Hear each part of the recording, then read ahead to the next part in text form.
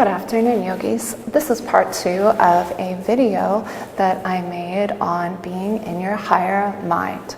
The purpose behind these videos is to help you get a little philosophical and theoretical knowledge to help support you on and off of your mat and give you a better idea of what it is that you're actually doing when you're practicing yoga. So in the last video, I talked about your prefrontal cortex and your limbic brain. I talked about your fight or flight response and your rest and digest response.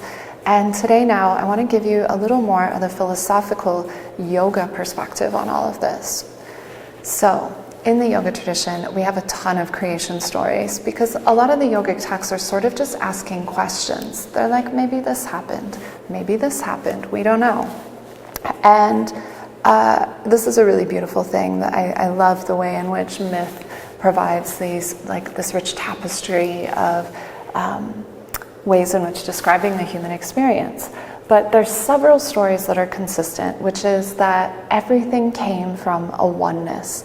That at one point there was nothing and yet there was something, and that all of material reality is this oneness broken apart.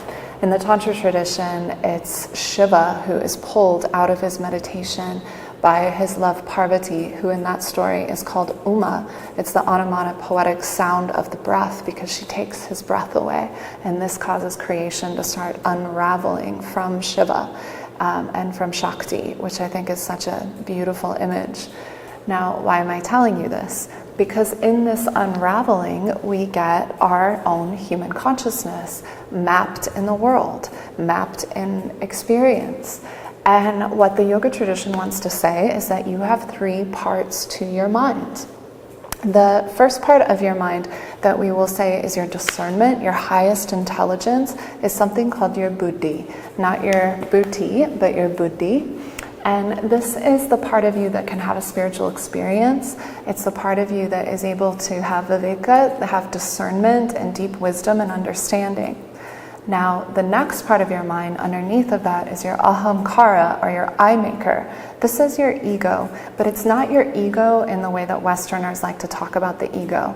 We talk about ego like it's just the selfish part of you, or the part of you that's a little narcissistic or wants attention, or it's all about you.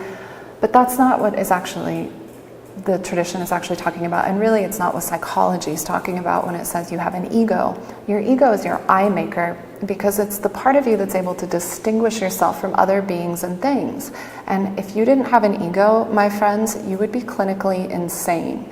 Now, it is the part of you that likes and dislikes and separates yourself from other things. So if the ego is driving your vehicle, if it's in charge, then that is, yes, problematic. We want buddhi, our discernment, to be driving our vehicle. Now, the third part of the mind is manas. It's actually where the English word mind comes from.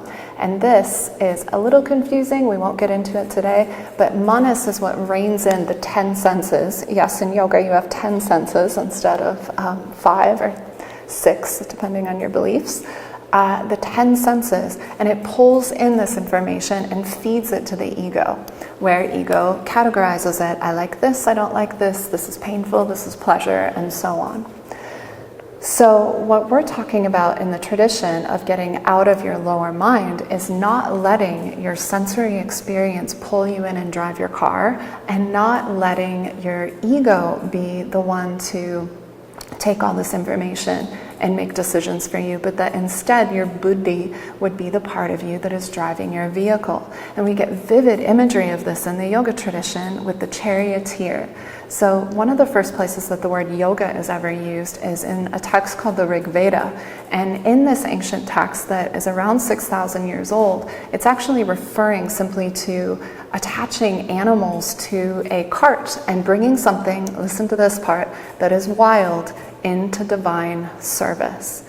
This later, from the Upanishads onward, these later texts become core to the yoga tradition for explaining what the yoga practitioner is doing. We are reining in the wild horses of the mind and bringing them into divine service so that our mind can be our highest and finest instrument. And the way in which we do that is through our practices, by clearing our habitual tendencies, our emotional habits, We do this by coming and working with the breath so that we can heal our nervous system and get out of reactivity and into wise, loving, graceful choices. And we do this through just really the whole range of purification techniques and practices in the tradition, so that we can get prefrontal cortex, buddhi, this part of us, to take control. And the yoga tradition also wants to say that part of how buddhi is going to operate out of true wisdom and discernment and love is by its understanding that you are the drop in the ocean, that you are the microcosm of the macrocosm, that you, my dear friends, are the oneness. The oneness is you, and that there is no energy in you that is not also in the cosmos, and no energy in the cosmos that is not in you.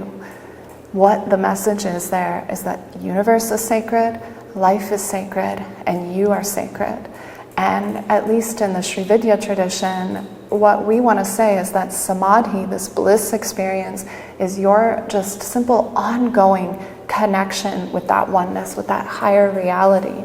And that if you've got one foot in that all the time, then the decisions that you're making in your day-to-day life are going to be more anchored in wisdom, love, and a higher reality than what we sometimes experience when we're pulled by our pain, our past projections, and our present spikes in chemistry.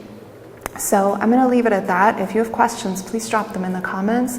More philosophy chats to come soon.